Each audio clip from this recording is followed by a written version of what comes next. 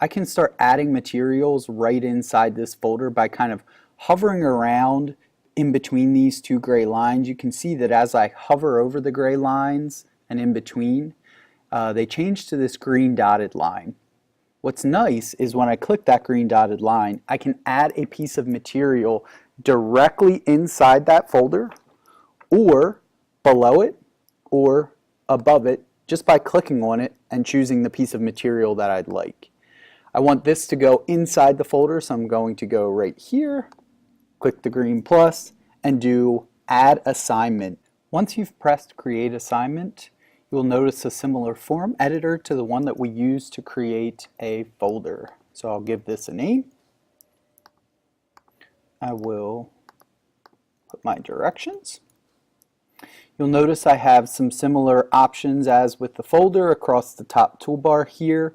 I do have the addition of a link tool on the outside, so I'm going to go ahead and use that to link to some directions. I can also use the insert media to insert a link. The link here and the link here are exactly the same.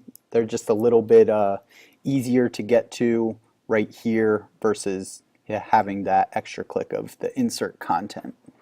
I have an additional option called tooltip in the insert content. I'm going to show you how to use that and what it is.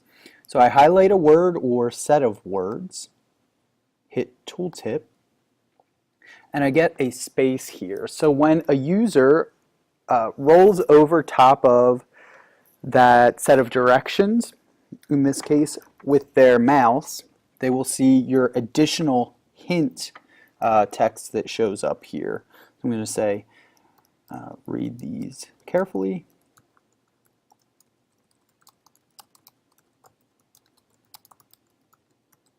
You would be very specific there as to what that should say. So now when they come here and roll over it, they'll see this help text, read these carefully, remember what we talked about in class. If I want to get rid of that, I can just hit that red X there and it'll go away.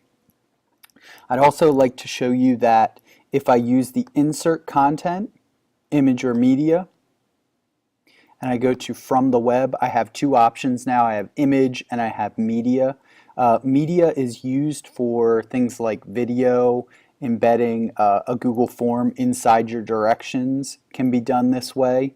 So you can embed lots of different kinds of items other than just a picture like I showed you inside the folder example.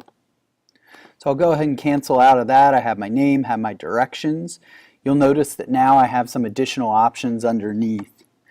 For a scale, I have some presets like a numeric 1 to 100. I could do letter grading. We have a default secondary scale, or I could create my own new scale if I'd like to do that.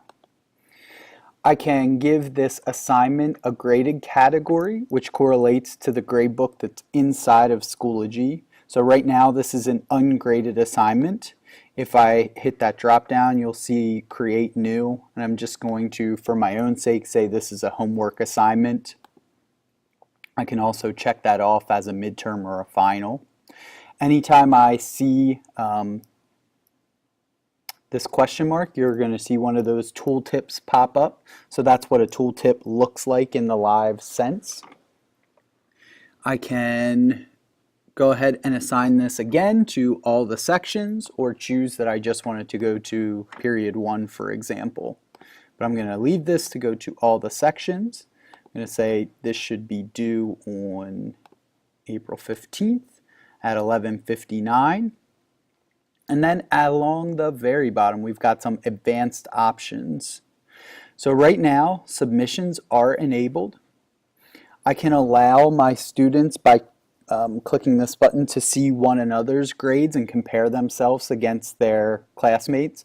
So maybe they got a 75 and that's traditionally not so good for them, but maybe that's the best grade in the class. That gives a little perspective if I enable those grading statistics. Right now, comments are enabled. What that means is comments can go to the entire class in a center section that I'm about to show you in the next portion of this once the assignment is created. So I, as a student, would be able to say, this assignment was really hard. The whole class can see it. If I don't want that to be there, simply click it, disable those comments. There is still a commenting section that will always be there for you and your student alone to have a conversation. So I'm the student and I can say to the teacher, this assignment was really hard for me, and that can go privately to the teacher and not to everybody else. If I have multiple courses to the right, I can copy this to some other courses, so I can just check this off, and it will also go to these other courses. And I can also do something called individually assign. I can assign this to a specific user or set of users by typing their name in this box. I currently don't have any users in this class, so nothing will come up here, but I'll show you that in an upcoming portion. I'm going to go ahead and create this and then show you what the student side of it looks like.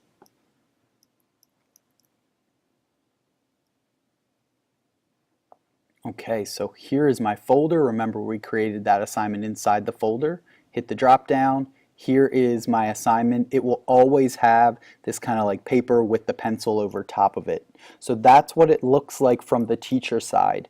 Let me switch over to the student side here and show you what that looks like. Alright, so I am back in Schoology, this time as a student, and I want to join the course that we just created.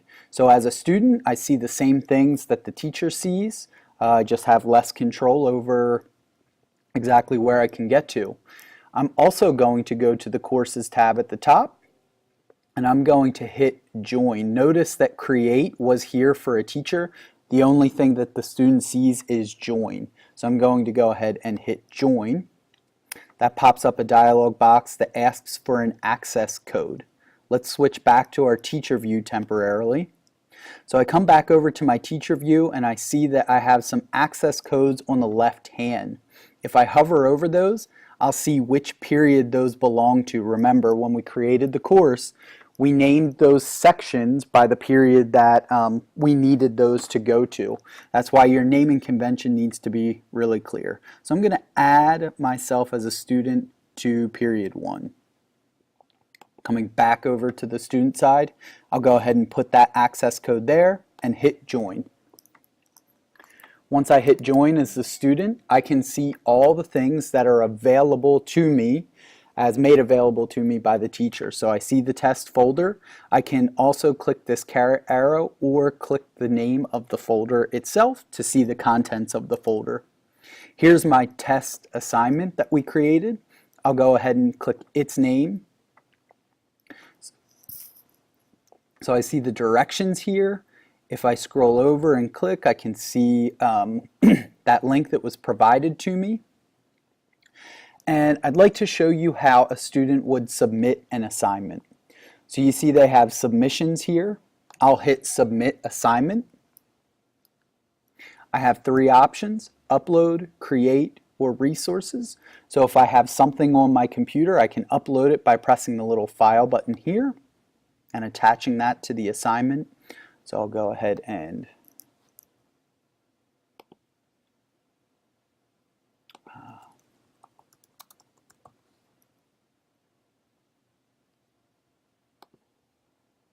attach the Schoology logo. Here's that one portion that I was talking about where students are always able to give comments. If I'm a student, I could also create one right in Schoology.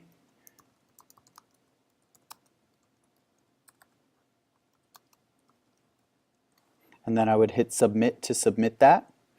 Or if they have something in their resources section, they can add a resource. So they've uploaded something to a different course that's in their resources. They can come here, hit home, they'll see all their files, they'll click the one they want, click import, and bring it in. I'm going to go ahead and use that upload that I had and hit submit to show you what that looks like. Here's the student submission.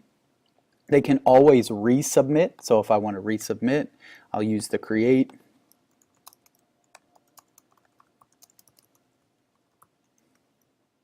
hit submit. And you can see those show up in revision. The student can always click on those to see what it looks like. Here's revision 1. Oops.